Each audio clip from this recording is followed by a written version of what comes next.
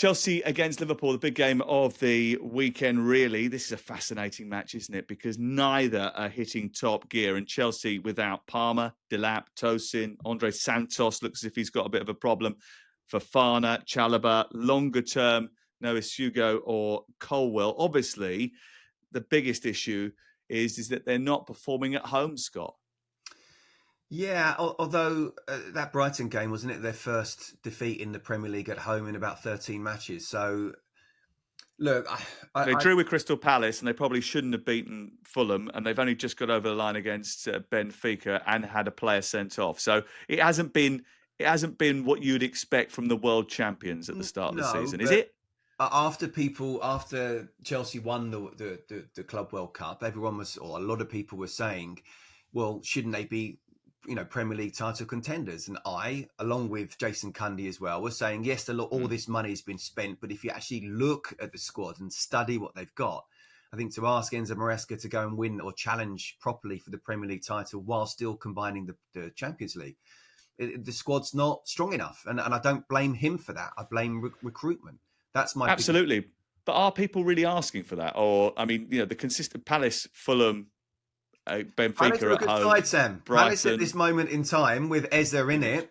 Absolutely. Tell you what, they're a very good side at the moment, and that was the first game of the season. Fulham, you and I were both there. It wasn't a good performance, but they found a way to win. They've just come off the Club World Cup, and for me, and I know we can touch on it if you want. Producer Jez put in the fact, am I missing Nicholas Jackson, or more to the point, is Chelsea missing Nicholas Jackson?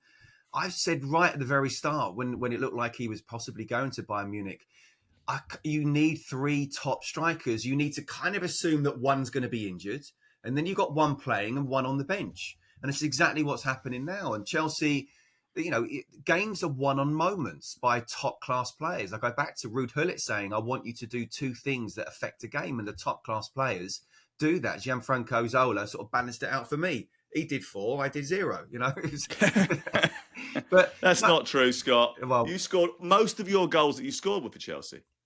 Yeah, Charlton and Chelsea were most of my goals. Look, my point is... We just talk about Chelsea. My point is that Chelsea are still... And it seems incredible to say with all the money's been spent, they're still not got players in the right places to actually go on and perform. And they're coming off the back of a very busy summer. And they've got a lot of injuries now. So Enzo Maresca, for me, he's got to sort out the disciplinary problem to make sure they don't keep on getting sent off. But even 11v11, yeah, it's tough at the moment. But that's what the Premier League's about. Yeah, I'm kind of with you, especially with the recruitment situation, because there's no leaders in the group. And if you look at Brighton, for example, right, this is the model that everyone wants to copy. Chelsea have obviously tried to photocopy everything that they've ever done and look and implement it. They just forgot the page that said add experienced player to it, because Chelsea do not have one of those, which is a serious issue, actually. And the only thing I would say is selection-wise, he does make the odd Rick every now and again. I'm not entirely sure that Benfica at home against the Jose Mourinho team was a great one for Tyreek George, but I think that's up for debate, and it's certainly something that Chelsea have got to. I mean, it's just the kid's 19. He almost went to Fulham, and now he's being thrust in as the number 9 for Chelsea because of injury issues.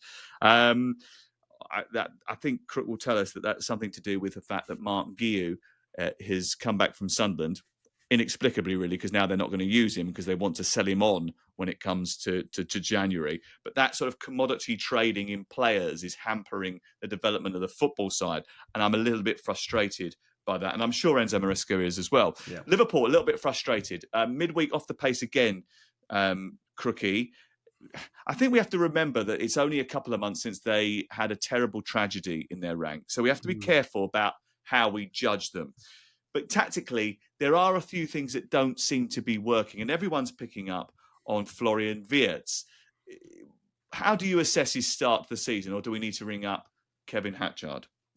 I think if you want a case for the defence, you probably do need to ring Kev.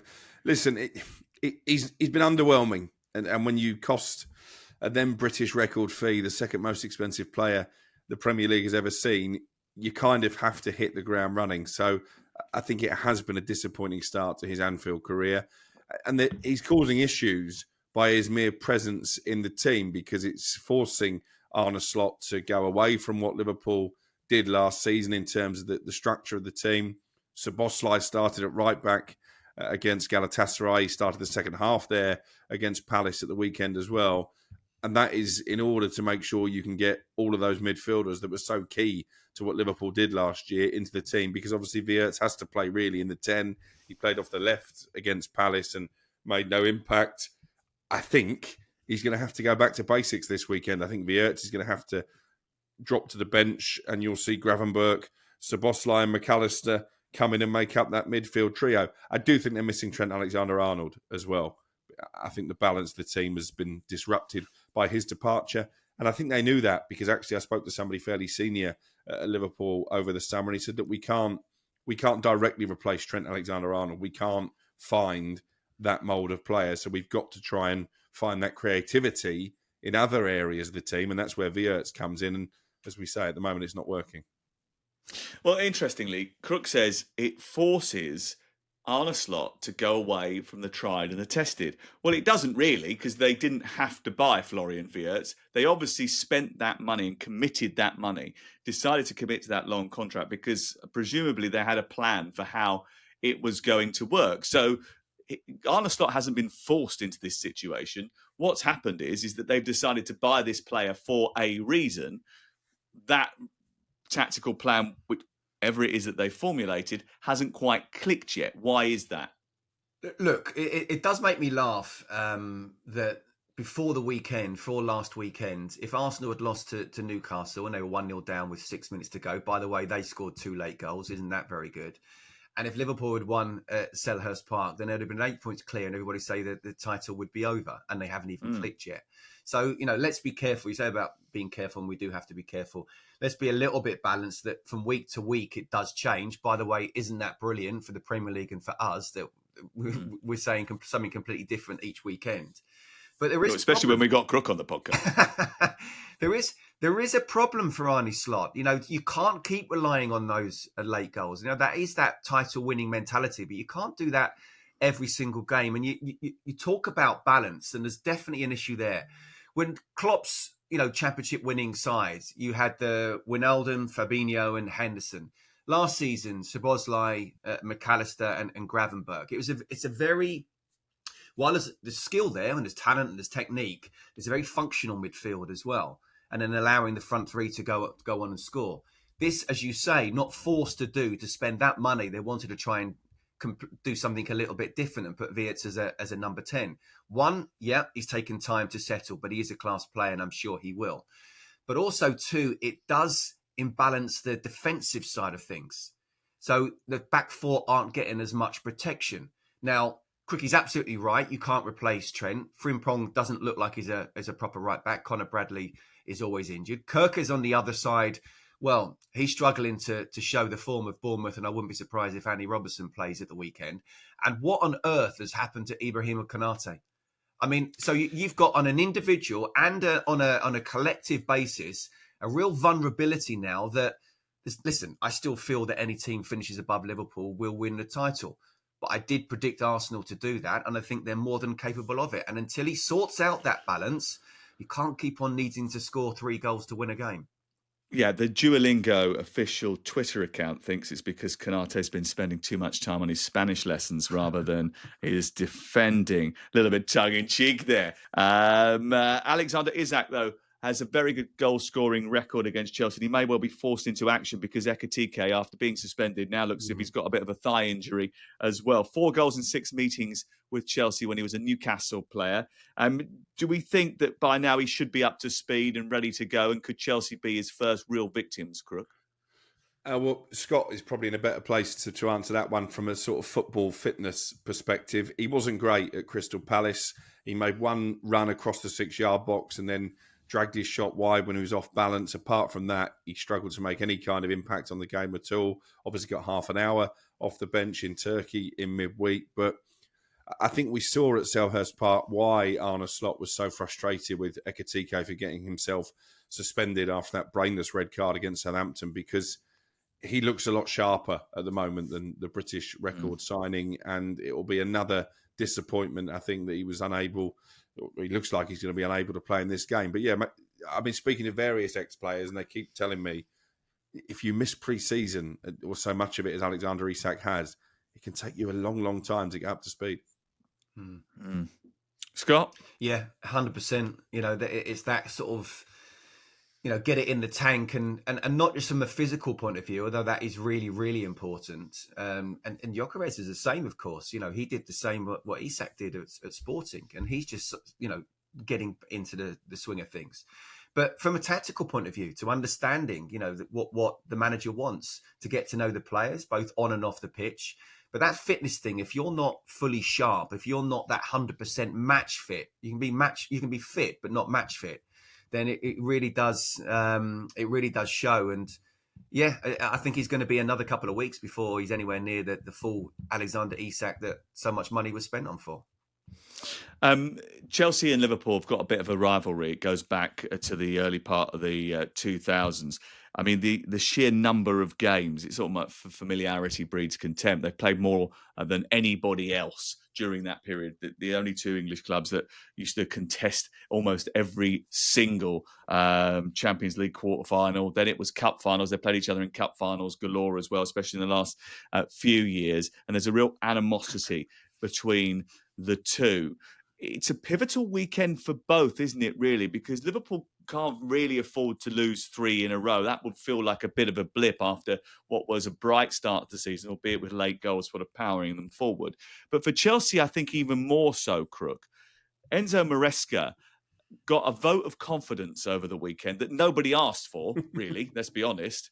It was sort of volunteered for some reason. And he's now in a situation where actually, if they were to lose to Liverpool, they'd go into that sort of international break, and then the next couple of weeks where they've got a big Champions League home game against Ajax, feeling a little bit sort of as if, hold on a second, is there a few question marks here over the leadership of this team? Yeah, I'd love to know the decision behind briefing the media on Sunday night that Enzo Maresca's position wasn't under threat, because as you say, I'm not sure that anyone was suggesting it was at that moment in time, but all this has done, I think, is turn the spotlight on the fact they've made a pretty disappointing start to the season. Chelsea, the club, are blaming that on injuries and sending offs. Now, with the injuries, you've got to have sympathy because you can't really guard against that. But I mentioned it on Tuesday when I was in for Simon Jordan alongside Jim White. They've had the joint most cards in the Premier League this season, Chelsea. So that suggests to me there's an ill-discipline problem there. That isn't bad luck. I think that comes down to the fact they've put their faith in a lot of young players. You used the word naive when they played Bayern Munich in the Champions League. It's naivety, it's tempestuousness, isn't it? It's sort of like that need to go out and prove yourself. It's a little bit, it's lacking the experience of knowing when to get involved and when not to get involved. Yeah, and João Pedro, the latest to fall victim to that in midweek, and he has got that in his locker. He is hot-headed, he is passionate. Sometimes he doesn't necessarily channel that in the right way. So I'm intrigued to see what happens with Chelsea from this point forward, because, I was sort of touting them as dark horses for the title. That clearly isn't going to happen. I think we can say that even at this early stage of the season. And they are struggling at the top end of the pitch, as Scott has alluded to. And just to reiterate what you were saying about Mark Guiu, this is not my conspiracy theory, but it's Andy Jacobs, actually, that the reason they're not going to play him is because if you play for 2 clubs in one season, you can't play for a third. And obviously he's already played for Sunderland. So their plan is clearly to try and move him on in January, which raises the question, why did they recall him in the first place? If that's true, that's just absolutely ridiculous. And that is technically true. That is no. You can't play for 3 clubs in. Not from a law point of view, but from I'm not going to argue on that, mate. Don't worry about that. But it's nonsensical. It's even nonsensical, incomprehensible to actually say, why would you bring about a player that you're not going to play? So I can't see that at all. But you're right. Tyreek George is a winger. And he's a young lad. He's played up front when you've got a proper centre forward on the bench there. Look, he's not without criticism, Enzo Maresca, but I'd be absolutely flabbergasted if he is under pressure in any way. 15 times over 5 years, Chelsea and Liverpool have met. I mean, it's just ridiculous the amount of times that they draw each other in cup competitions and they play one another. Chelsea have won 3 of those meetings. One of those meetings was at the end of last season when Liverpool really wrapped up the title. They've really struggled against Liverpool in recent years. We'll see how they get on.